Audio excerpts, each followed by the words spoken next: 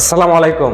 Social মিডিয়ায় দাবানলের মতো ছড়িয়ে পড়েছে এক খবর, ভারতের আশ্রয়ে থাকা শেখ হাসিনার সঙ্গে নাকি গোপনে বৈঠক করেছে রাশিয়ার প্রেসিডেন্ট ভ্লাদিমির পুতিন। কারো দাবি শুধু দেখা নয়, পুতিন নাকি হাসিনাকে রাশিয়ার রাজনৈতিক আশ্রয় দিতে প্রস্তুত।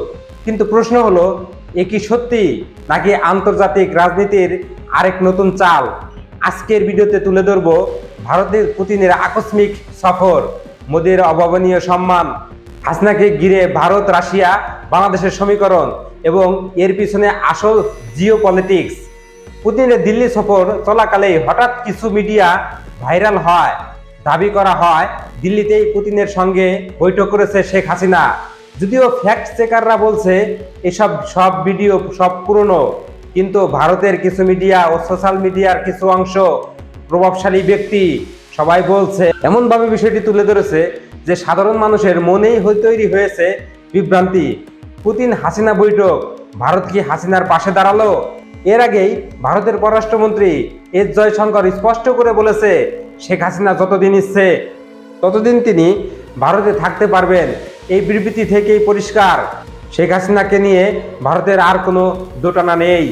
ভারত সরাসরি ইঙ্গিত দিল তারা ইউনূস সরকারের চেয়ে তাদের পুরনো মিত্র আওয়ামী লীগের পাশে। কোন পরিস্থিতিতে পুতিনের ভারত সফর পুরো বিষয়টাকে আরো জটিল করে তুলছে।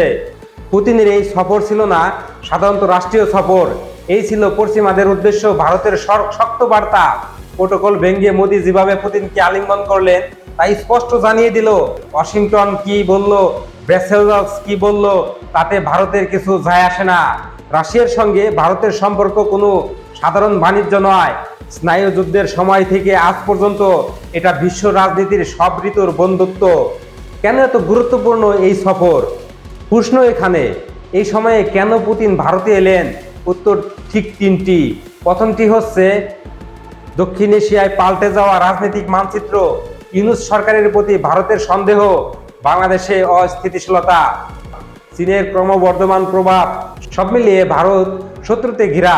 এই সময় রাশিয়ার কাঁধ মিলিয়ে দাঁড়ানো ভারতের জন্য অত্যন্ত গুরুত্বপূর্ণ।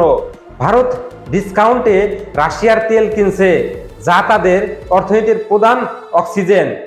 S-400 থেকে AK-203 ভারতের প্রতিরক্ষা ভরসা এখনো রাশিয়ায়। পুতিনও শূন্য হাতে ফিরেনি। এক নম্বরে বিচ্ছিন্ন রাশিয়ার আন্তর্জাতিক স্বীকৃতি পুনরুদ্ধার। পশ্চিমারা প্রচার করেছিল রাশিয়া নাকি বিশ্ব থেকে বিচ্ছিন্ন, কিন্তু বিশ্বের বৃহত্তম গণতন্ত্রের রাজকীয় অভ্যর্থনা এই ন্যারেটিভ মুহূর্তেই ভেঙে দিল।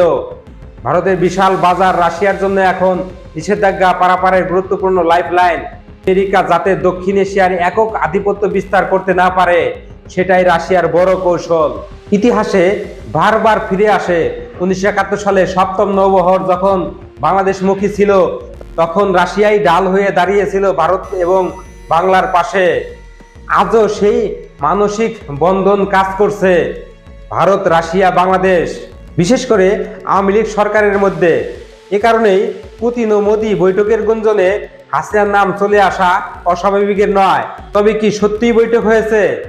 ফ্যাক্ট চেকারদের তথ্য বলছে শেখ হাসিনা পুতিন বৈঠকের কোনো প্রমাণ নেই। তো রাজনীতিতে সত্য আর বার্তা দুই জিনিসই আলাদা। বার্তাটা স্পষ্ট, শেখ হাসিনা এখন ভারতের নিরাপদ ছায়ায়, ভারত তাকে ছাড়ছে না। আর পুতিন ভারতের পাশে দাঁড়িয়ে জানিয়ে দিল আমেরিকার প্রভাব এখানে সীমিত।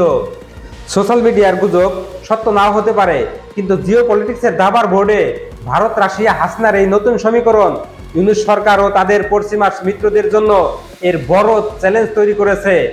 এখন দেখার বিষয়, এই নতুন মেরুকরণ দক্ষিণ এশিয়ার রাজনীতিতে কোন দিকে মোড় নেয়।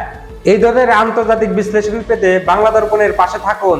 ভিডিও ভালো লাগলে লাইক, কমেন্ট আর শেয়ার করতে ভুলবেন না। বন্ধুরা, এই আজকের ভিডিওটা কেমন লাগলো কমেন্ট করবেন। এখন পর্যন্ত চ্যানেলটি সাবস্ক্রাইব করেন না, সাবস্ক্রাইব করবেন। আর যারা অলরেডি সাবস্ক্রাইব করেছেন তাদেরকে অন্তরস্থল থেকে ভালোবাসা। ভালো থাকবেন, সুস্থ থাকবেন। আল্লাহ হাফেজ।